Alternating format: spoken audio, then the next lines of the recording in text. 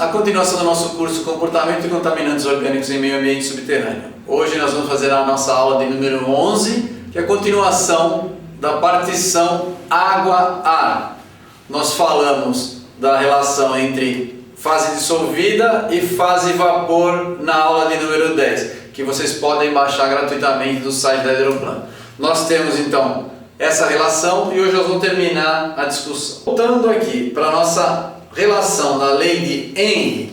A lei de Henry era a lei que relacionava a concentração na água e a concentração no ar. É uma relação extremamente simples, com 3 termos, muito fácil de ser utilizada, né? A única coisa que a gente tem que ter cuidado é que a lei de Henry ela é definida em alguns livros com unidades distintas.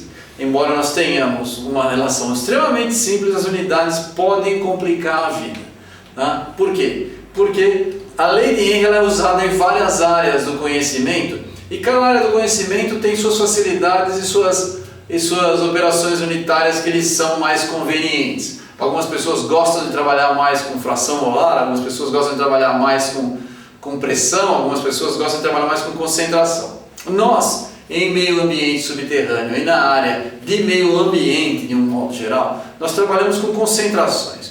Todos os valores que nós comparamos são concentrações estabelecidas.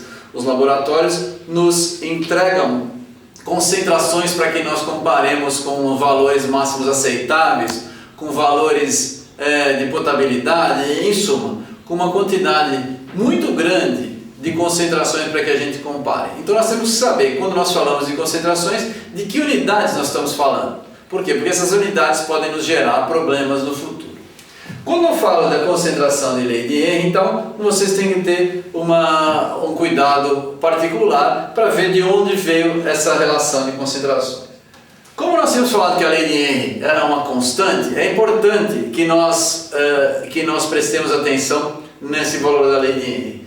Ela também varia, embora ela seja constante, ela é constante para uma pressão e para uma temperatura pré-fixadas. Se eu variar uma dessas duas propriedades, o que vai acontecer? Eu vou variar a lei de Henry também. Por quê? Porque nós vimos anteriormente nas aulas que nós focamos solubilidade, na aula que nós focamos pressão de vapor, que ambas essas propriedades também variavam com a temperatura. Ora, se elas variam com a temperatura, o nosso resultado é que a lei de Henry também também vai variar. Se eu elevo a temperatura e com isso eu posso aumentar a solubilidade de um determinado composto, ele pode então tender a particionar mais para a água ou vice-versa. Vai depender da relação. Então, quando nós trabalharmos com a lei de Henry, é importante que nós estejamos comparando sempre para uma temperatura constante. Outra, a lei de Henry, claro, varia para diferentes compostos químicos. Cada composto vai ter uma constante de Henry distinta. Por que isso é importante? Porque se eu tiver uma concentração em água subterrânea, existe toda uma literatura e um conhecimento específico que me permite calcular qual que é a velocidade e qual que é a distribuição que essa contaminação vai ter ao longo dos anos. Eu consigo prever, através de modelagem matemática, a evolução da pluma de contaminação.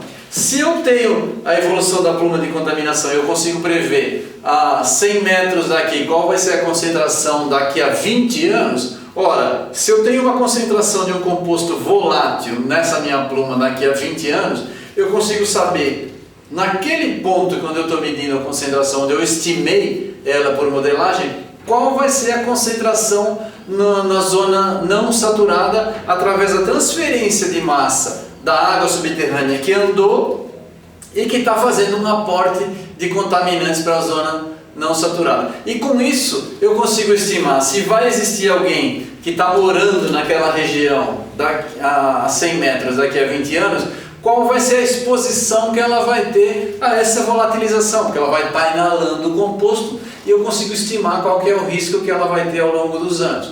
A mesma coisa, se eu tenho uma pessoa vivendo a 50 metros de mim e o tempo está passando e as concentrações estão variando porque a pluma está levando concentração para lá, eu consigo estimar a evolução dessa concentração na água subterrânea E por intermédio da lei de Henry, eu consigo então estimar o quanto está particionando para o ar a partir da fase dissolvida e estimar então se há risco ou não para inalação naquele ponto. A gente pode estender isso para várias situações. Eu posso ter uma situação onde há uma pluma de contaminação. Nesse caso aqui, nessa nossa animação, nós vamos ter uma situação de uma contaminação passando embaixo de uma casa.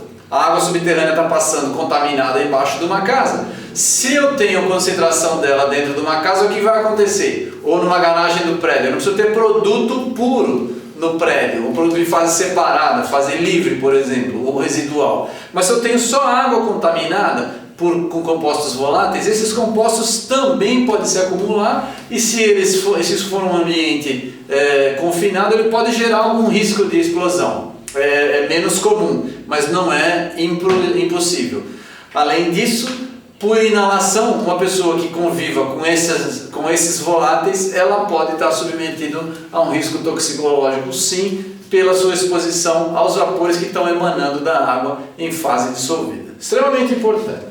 Finalmente, para que a gente possa concluir essa parte da lei de Henry, eu vou só deixar claro para vocês que, como eu estou relacionando fase vapor e fase dissolvida, eu apliquei Raoult aqui, se eu tiver uma mistura, e apliquei Raoult aqui, se eu tiver uma mistura também, não existe lei de Raoult para ser aplicada na constante de Henry. Por quê? Porque tanto a fase vapor quanto a fase dissolvida já tiveram a aplicação da lei de Raoult. Nós temos aqui uma tabela para ilustração, a mesma tabela de compostos que nós já usamos anteriormente nas aulas passadas para a fase dissolvida e para a fase vapor. Nós temos aqui essa tabela com valores da constante de Henry que nós podemos ver aqui.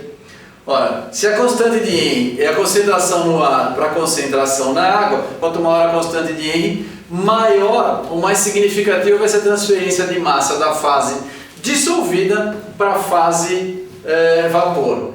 E como nós olhamos nessa nossa tabela aqui, nós temos novamente um valor extremamente elevado da constante de Henry para cloreto de vinila, que significa que mesmo assim o cloreto de vinila também se transfere da fase dissolvida para a fase vapor devido ao seu valor elevado da constante de Henry. E o benzopireno novamente, com valor extremamente baixo, ele já não ia para a água, ele se transfere pouquíssimo para a fase vapor.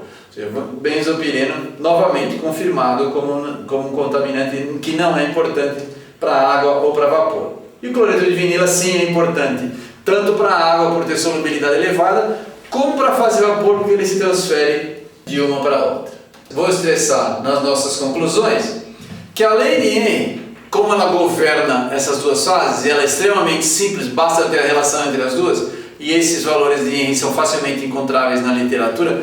Vou reforçar novamente a mensagem para que você, ao utilizar as concentrações de Henry, porque você pode pegar, eventualmente, o valor de determinado composto de uma fonte e o valor de outro composto de outra fonte completamente distinta. Hoje em dia é extremamente fácil você usar o Google para achar essas informações e você não checar quais foram as unidades que foram utilizadas para a geração da lei de Henry. Embora ela seja muito simples, os resultados podem ser muito díspares. Eu só vou mostrar para vocês aqui, eu tenho uma tabela com várias leis de Henry com unidades distintas. Vejam aqui, só para que fique muito claro, eu tenho aqui para um composto, o benzeno, por exemplo, em uma das tabelas, a lei de Henry para o benzeno foi 5 vezes 10 a menos 3, e na outra tabela foi 300. 6 ordens ou 5 ordens de grandeza distintas, simplesmente porque as unidades de uma fonte eram diferentes da outra fonte. Então vocês têm que ter homogeneidade ao utilizar essas unidades. Sempre procurem fontes cuja descrição de unidades batam com todos os seus cálculos para que esses erros não ocorram. De outra forma, o cálculo da lei de Henry é extremamente simples e vocês já podem então relacionar. Voltando para resumir, nós terminamos com essa aula a constante de Henry que determina a transferência de massa entre a fase dissolvida e a fase vapor. A fase vapor é regida pela pressão de vapor, a fase dissolvida é regida pela solubilidade e a transferência de massa entre essas duas fases exclusivamente é regida pela constante de Henry.